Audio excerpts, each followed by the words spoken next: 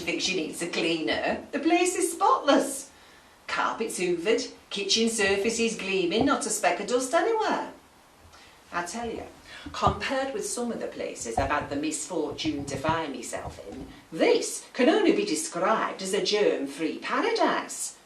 Any self-respecting microbes would have packed their bags and hopped off long ago, in search of a more promising environment. This is my latest job, see? And actually, it's the first time I've ever asked if I should take my shoes off at the front door. "Oh no, Mrs. Brimley," she says in her oh so sugary tones. "That's quite all right. We're used to a bit of outside dirt, aren't we, Reginald?" That's Reginald over there. He doesn't say much, but you can tell he rules the roost. Isn't that right, pal? So, having been referred to as a bit of outside dirt, I tiptoe in, trying to maintain my usual introductory smile. It must have come out all right, because she suddenly reaches out and puts one hand on my arm. "Something tells me, Mrs. Brimley," she says, "that we're going to be great friends. You will call me Dorothy, won't you? And if you'd like to get started in the lounge, I'll pop in later for a little chat." Miss Dorothy Gresham, that's her name. She's around 50, I guess, and a very obvious miss. A trifle on the plump side, with faded blonde hair and one of those pursed up little mouths that look as if she's continually posing for a selfie. Bright red fingernails and chubby little feet that sort of bulge over the tops of her leather loop court shoes. Elegant though, in her own way, and despite the obvious dig about outside dirt, I found myself quite taken to her.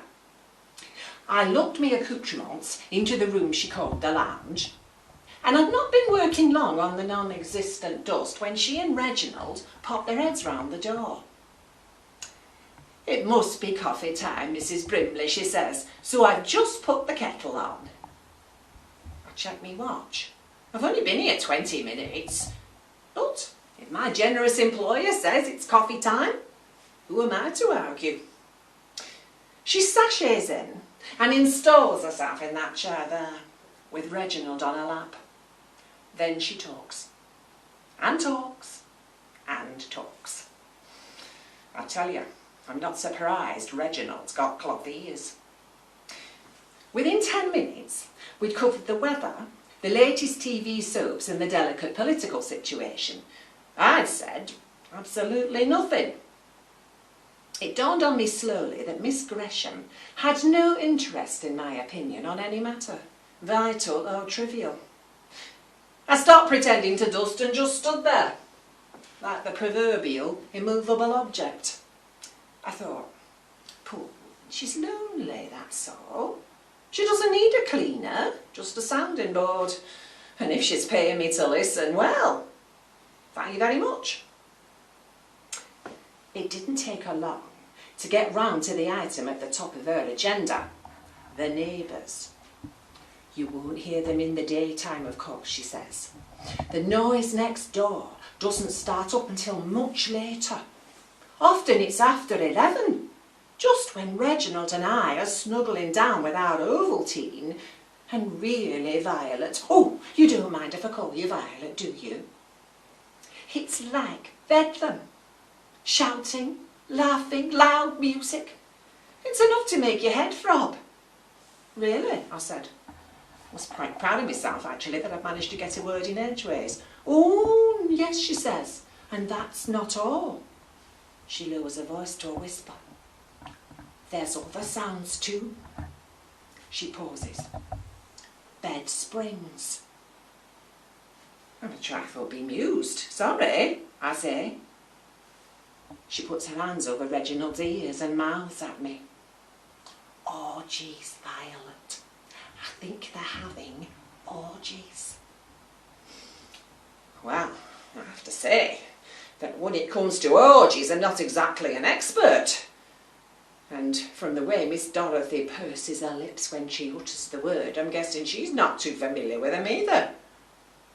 The thing is, she says, I don't know what to do about it.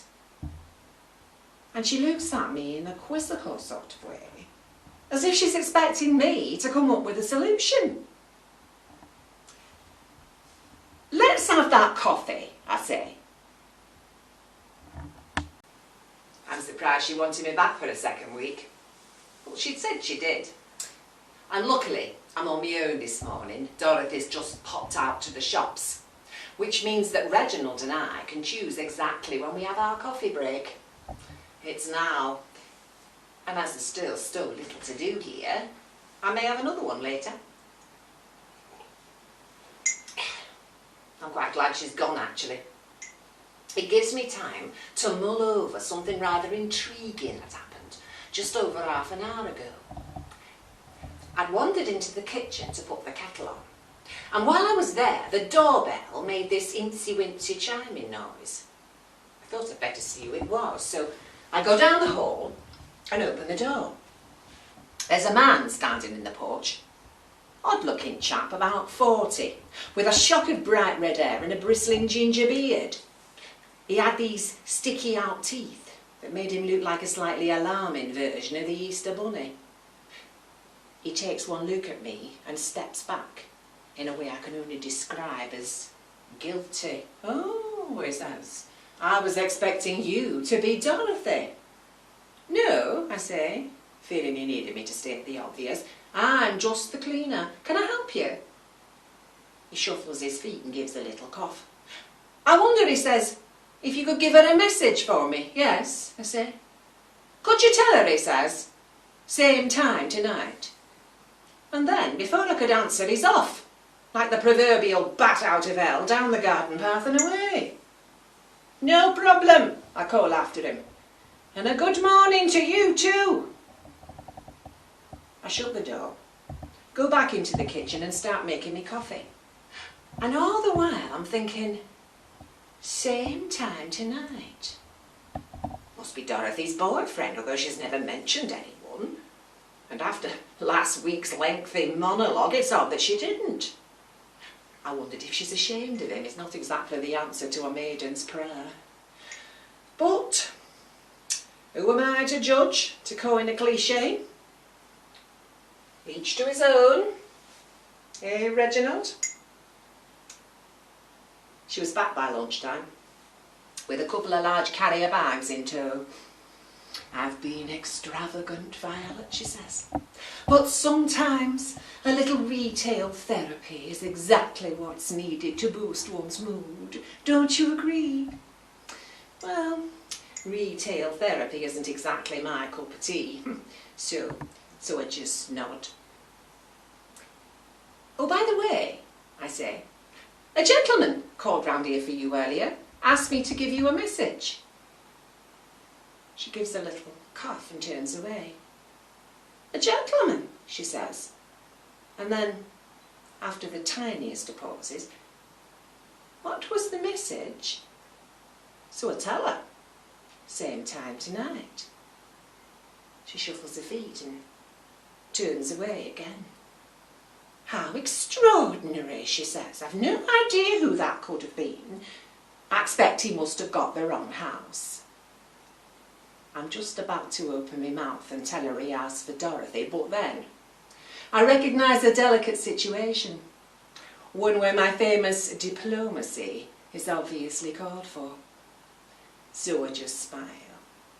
She smiles back and gathers up her carrier bags with some alacrity, but not before I've noticed what's printed on the side. "Millicent's Lingerie Boutique, for that romantic occasion." The plot thickens, Dorothy, I thought. And something tells me it's about to get a whole lot thicker. I wasn't wrong, you know. About the plot, I mean. Well, let me tell you what's just happened, and then you can form your own opinion. I'd just come in from the back garden, see, shaking non-existent dust out of me feather duster, and that was when I heard it. A man's voice, calling from the adjoining garden. "Tibbles, Tibbles, where are you? Puss, puss, puss." I stood quite still. The fence between the gardens is too high to see over. But I knew exactly who that voice belonged to. It was Mr. Easter Bunny himself, Dorothy's non-existent and completely repudiated boyfriend. Odd that despite her knowing nothing whatever about him, he actually seems to live next door. Him and his cat.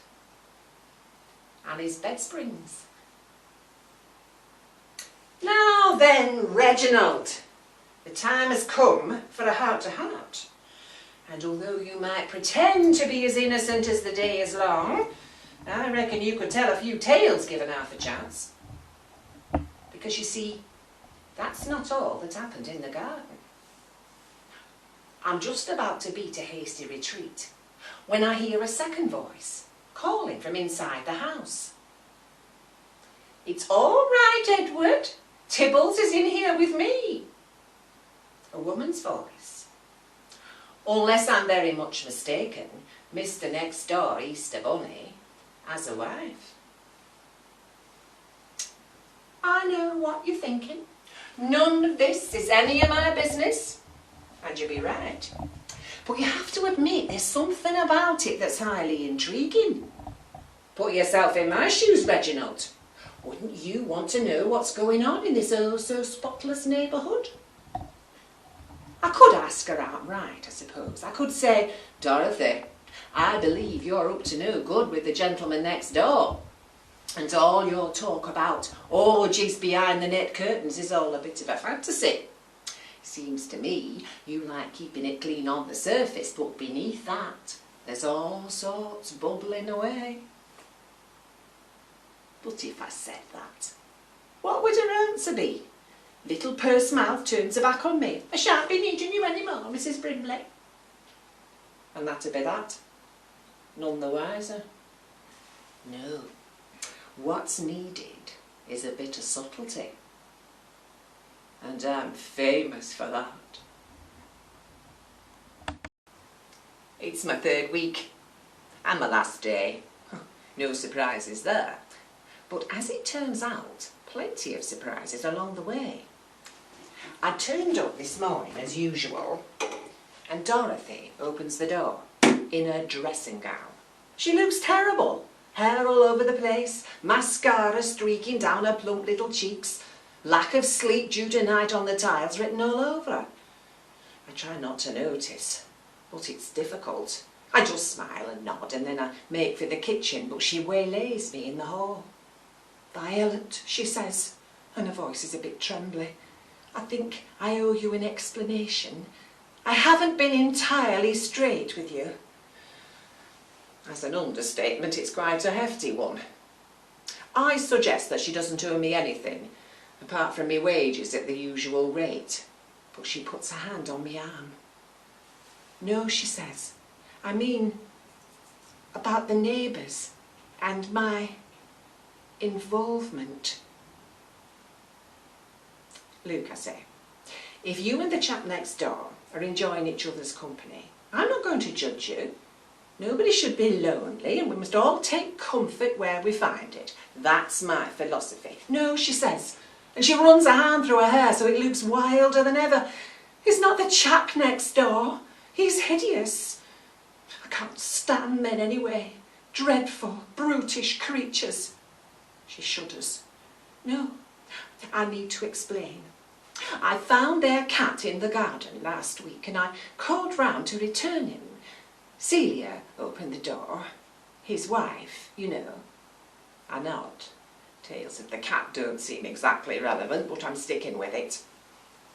She asked me in for tea. Dorothy goes on. And over some lovely homemade scones. She told me all about her husband, all the terrible things he does. Women in the house, women in the bedroom, their husbands, car keys in a bowl, all that sort of thing. She'd been shutting herself away downstairs and turning the music up to drown the unpleasant sounds. Because you see, Violet, she doesn't like men either, in any way at all. Her voice drops to a whisper. And that's when it all started. when Celia and I became more than friends. I think I'm getting the picture. Celia needed company on those evenings, Dorothy goes on. And so I decided to join in a completely private way, of course, away from all the rough and tumble. Oh, Violet, do you think I'm dreadful? I didn't mean to deceive you, especially as we're friends. That's when I take a hand and ever so gently remove it from me arm. No, I say, we're not. I'm just the cleaner. You've got your life and I've got mine.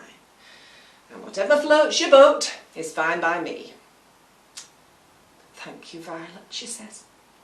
Well, I suppose I'd better go and repair the ravages. And off she goes, upstairs. I poke my head into the lounge to say goodbye to Reginald and see if he's survived all these revelations. It's eternally interesting, isn't it, the human condition? I say to him.